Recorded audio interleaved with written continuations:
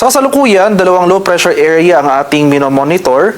Una, itong nasa loob ng ating Philippine Area of Responsibility kaninang hapon, huling namataan sa layong 655 kilometers silangan ng General Santos City.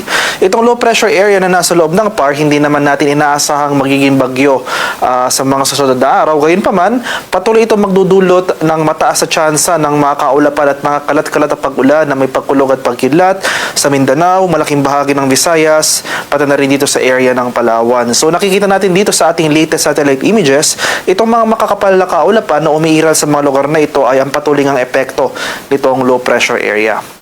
At may isa rin tayong low pressure area na minomonitor sa labas ng ating PAR. Latest location natin ngayong hapon, nasa layong 2,080 kilometers silangan ng Mindanao. So malayo po ito sa ating bansa at low chance or mababa yung chance na maging bagyo within the next 24 hours. Samantala, itong easterlies ay nakakaapekto sa silangang bahagi ng Central and Southern Luzon.